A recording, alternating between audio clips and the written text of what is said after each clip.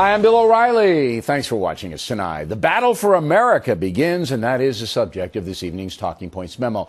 After last night's vote, there's no doubt it will be Mitt Romney running against President Obama next November. And the president is already defining his opponent as a guy who cares only about the rich and, if elected, would harm everyday Americans.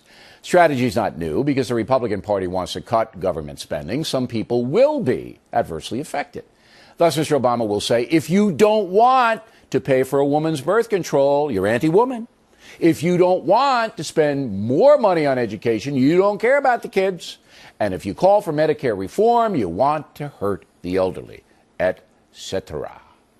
That's the game. President Obama and the Democrats are the party of compassion. Mitt Romney and the Republicans are the bad people who just don't care.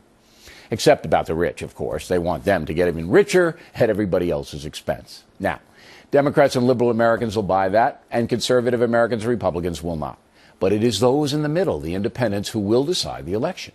President Obama has one huge advantage in courting them, the media. And now I'm going to show you something truly amazing.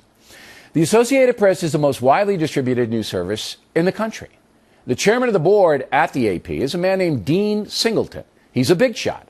And the other day he was speaking to the American Society of Newspaper Editors, big shots all. Singleton's also the chairman of the Media News Group, which owns dozens of newspapers like the Denver Post, the Salt Lake Tribune, and the San Jose Mercury News. So here's how Dean Singleton introduced President Obama to the journalists. As president, he inherited the headwinds of the worst economic recession since the Great Depression.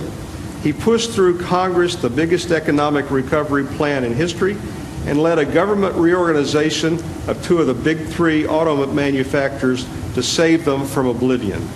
He pursued domestic and foreign policy agendas that were controversial to many, highlighted by his signature into law of the most comprehensive health care legislation in history.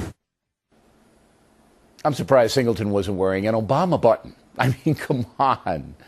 The president well understands most in the media will back him and portray Mitt Romney as a mean rich guy. But it will go beyond that, as MSNBC demonstrated last night.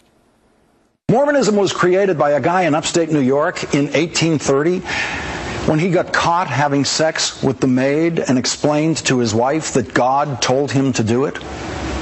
48 wives later, Joseph Smith's lifestyle was completely sanctified in the religion that he invented to go with it, which Mitt Romney says he believes.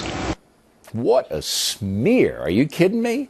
That's like saying no Episcopalian or Anglican could run for president because of Henry VIII. And so the campaign is underway. Could be the dirtiest in the nation's history.